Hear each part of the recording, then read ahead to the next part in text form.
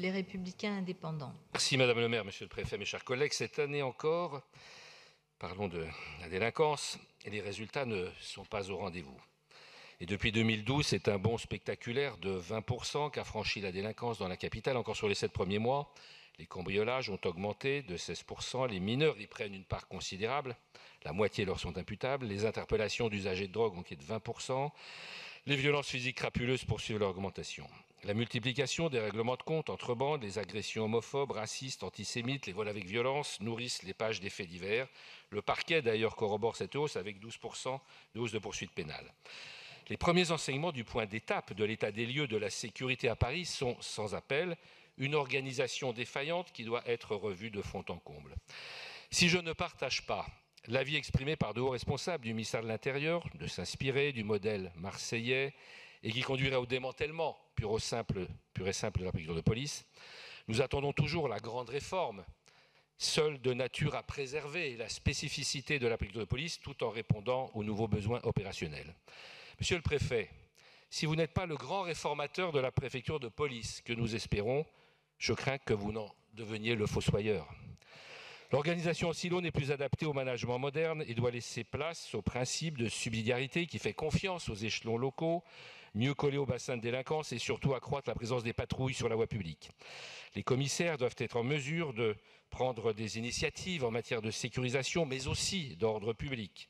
Cette gouvernance déconcentrée doit également être transversale pour mettre un terme à un cloisonnement artificiel inhérent à un centralisme trop souvent paralysant, à une organisation territoriale inadaptée avec la suppression d'échelons intermédiaires et d'états-majors pléthoriques, à un renseignement souvent défaillant et à des techniques obsolètes.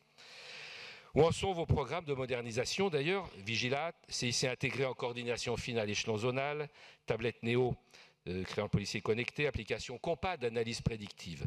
Quid de la généralisation de la brigade territoriale de contact et du dispositif écoute et doléances? Et quel premier bilan tirez-vous de l'expérimentation de la PSQ à Château-Rouge? Comment la généraliser éventuellement sur l'ensemble du territoire parisien et avec quel renfort? Comment simplifier les missions de la PJ entravées par la complexité, la lourdeur de la procédure pénale et alors qu'elle connaît des difficultés d'encadrement? Son taux moyen à Paris d'ailleurs est de 13% contre 25% pour la France. Le moment n'est-il pas venu de supprimer les districts de PJ, d'améliorer les conditions de travail des équipes d'enquête en clarifiant aussi les champs de compétences? La question de la fusion de la DOPC et de la DESPAP, dont nous parlons de temps en temps, mérite aussi d'être posée tant la coordination y est défaillante. La ville doit aussi donner aux policiers les moyens et l'envie de rester à Paris, qu'ils soient prioritaires pour l'attribution de logements et de places en crèche.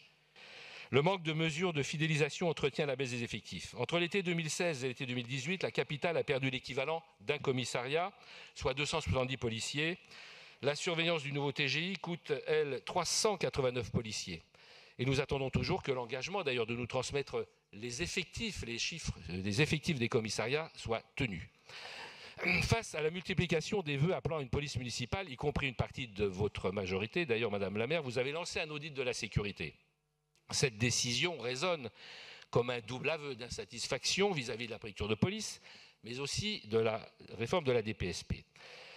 La brigade de lutte contre les incivilités, effectivement, reste trop cantonnée encore à des missions de verbalisation, aussi nécessaires soient-elles. La DPSP est aujourd'hui composée d'agents aux missions et habilitations diverses, sans réelle unité.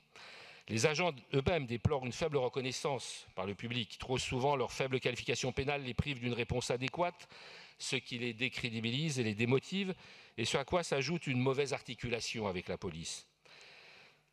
Alors que depuis 2001, j'avais plutôt le sentiment de prêcher dans le désert, presque tout s'accorde désormais pour mettre fin à cette exception parisienne datant de l'arrêté des consuls du 12 Messidor en 8, que vous avez cité, monsieur le préfet, et qui nous interdit une police municipale. Beaucoup, même parmi ceux qui étaient résolument hostiles, ont enfin compris qu'il s'agissait de la réforme utile pour restaurer la tranquillité publique.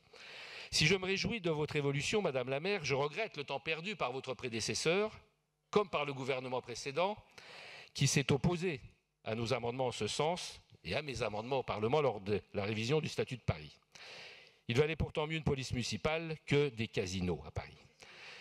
Vous pourrez donc compter sur nous, Madame, pour l'instituer, votre propre majorité rejetant en partie cette idée, à condition bien sûr qu'il ne s'agisse pas d'un simple ersatz de police municipale. L'essentiel de la dépense, la masse salariale, est déjà prise en compte budgétairement pour 3200 agents. Un de nos amendements permettra juste de les transformer progressivement en policiers municipaux. Alors que nous débattrons dès février, je crois, des conclusions de l'audit, le budget que vous consacrez à la sécurité baisse de 3,5%. Il faudra attendre le budget supplémentaire pour financer des mesures nouvelles. Que de temps perdu. Une question concernant les effectifs, puisque les 184 ASP déclarés inaptes ne seront pas remplacés. Alors pourquoi étaient-ils aptes lorsqu'ils relevaient de la préfecture de police ? Vous n'allouez plus aucun budget pour financer des patrouilles dans les parcs de stationnement et êtes passé en quelques années de 11 millions à 400 000 euros de financement seulement du GPIS. Afin d'être davantage opérationnelle, la police municipale doit aussi pouvoir compter sur un plan de vidéoprotection renforcé pour atteindre à terme 5000 caméras. Or, bien sûr, celles que les bailleurs sociaux devraient implanter dans leurs ensembles immobiliers, en pleine complémentarité avec la préfecture de police, dans une ville où le taux d'élucidation a reculé de 36% depuis 2012. Un de nos amendements en prévoit déjà 400. Dans son excellent rapport parlementaire sur le concept de sécurité globale, Jean-Michel Fauvergue appelle à l'élargissement des missions des policiers municipaux pour appuyer la police nationale, bien sûr accaparée par la lutte contre le terrorisme, l'investigation et la sécurisation des grands événements. La police municipale n'a pas du tout cette vocation, mais elle est en charge de la tranquillité publique en luttant contre toutes les incivilités qui gangrènent la vie quotidienne. J'en citerai une, les occupations illicites de l'espace public, contre lesquelles je préconise la généralisation de la poursuite du délit d'agression sonore assorti du contrôle judiciaire et de l'interdiction de paraître pour ses auteurs, comme cela vient d'être expérimenté dans le 11e.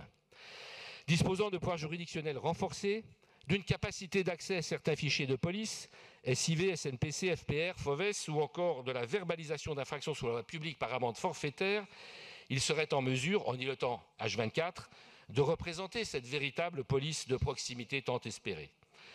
Nous attendons donc de nos collègues qui, ici, soutiennent le gouvernement, dont plusieurs parlementaires d'ailleurs, qu'ils accordent leurs discours et leurs actes en votant ces dispositions et en faisant sauter le verrou législatif interdisant une police municipale à Paris. Il suffirait même que soit inscrite à l'ordre du jour de l'Assemblée l'excellente PPL de messieurs Charon et Pozzo di Borgo, déjà adoptée en première lecture par le Sénat, ou encore de relayer la PPL de notre collègue Brigitte Kuster.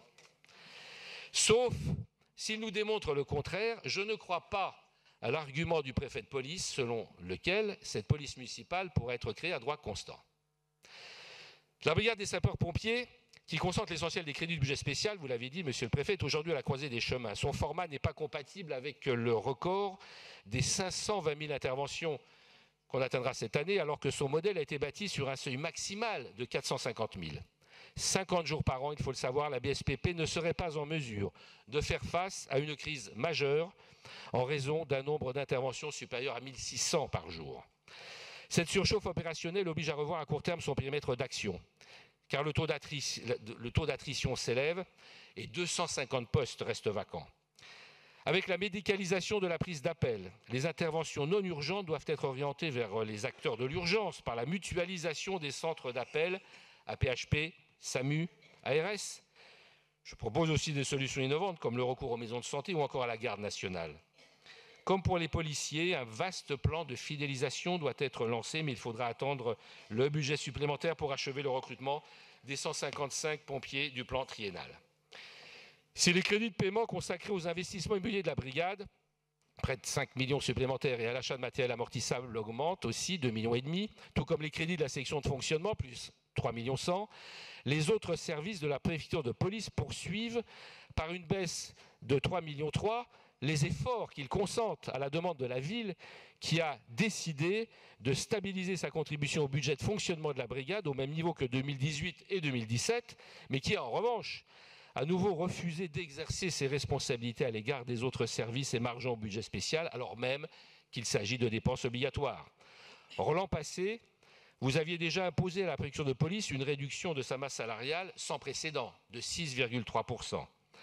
Et la baisse de la contribution de la ville au budget spécial continue de 43% en 2017 à moins de 39% cette année. Ce maigre budget ne pèse pourtant que 3% dans le budget de la ville. Alors que le terrorisme est toujours d'actualité, le récent exercice d'alerte dans les écoles parisiennes a bien mis en lumière les dysfonctionnements qui ont été rappelés il y a un instant. Et ce qui nécessite bien sûr une ligne budgétaire dédiée. Quel budget de sécurisation consacrerez-vous aux établissements scolaires, sachant qu'1,4 million seulement ont été investis en 2018 ? Ajoutez-y donc un plan de protection de l'espace public à l'instar de grandes métropoles. Je prendrai juste l'exemple des quais-bas de la rive gauche qui restent vulnérables. Ville de Paris à repas et la police de police sera envoyant la balle pour équiper ces quais de dispositifs anti-intrusion. Toujours en matière de terrorisme, monsieur le préfet, j'aimerais être éclairé sur la circulaire informant les maires en matière de radicalisation. Après un 4e samedi noir, ce débat sur le budget de la police de police ne peut ignorer, bien sûr, comme l'ont fait les autres orateurs qui m'ont précédé, les conditions dans lesquelles le maintien de l'ordre a été assuré à Paris. La gestion des manifestations des Gilets jaunes a quand même largement échoué, sauf à considérer qu'il est acceptable que des quartiers entiers soient mis à sac. Le dimensionnement des effectifs n'a jamais permis d'assumer pleinement la totalité des missions. Une preuve en est le changement de stratégie de samedi dernier par le recours à des interpellations en amont et puis au contact. Alors ce qui était soi-disant impossible et que nous suggérions pourtant les uns et les autres, et les syndicats de police aussi, l'interpellation en amont et pendant les troubles des casseurs a pu subitement être fait, même si les BAC auraient sans doute été plus efficaces, me semble-t-il, autonomes que derrière les cordons de force mobile qui tenaient les manifestants à distance, empêchant ainsi les sautes dessus. Il faudra bien alors revisiter le maintien d'ordre à la française, le maintien à distance, et mettre enfin en œuvre les propositions de rapports parlementaires, comme celui sur le MO républicain, adaptant notre doctrine aux nouvelles formes de contestation radicale. Pensons aussi à la peine complémentaire d'interdiction de manifestation, d'interdiction administrative pour les casseurs et l'obligation de pointer au commissariat, comme pour les hooligans. Où en sont, monsieur le préfet, également les préconisations du rapport interne sur ce sujet commandé par votre prédécesseur? En tout cas, ni Paris, ni nos exemplaires forces de l'ordre, au courage, au dévouement, au sang-froid impressionnant, je tiens à le dire ici aussi, ne sauraient supporter un nouveau samedi de chaos. Soyons aussi vigilants vis-à-vis du mouvement lycéen qui commence.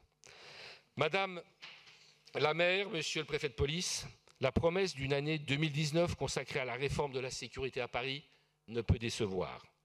Avec les élus de mon groupe, nous portons depuis de longues années, vous le savez, des propositions concrètes, au premier rang desquelles la police municipale, et tant mieux si vous vous y ralliez.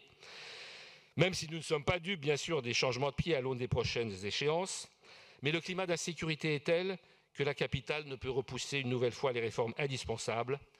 Formons donc ensemble, si possible le veut, que 2019 soit une année utile pour la sécurité des Parisiens. Je vous remercie.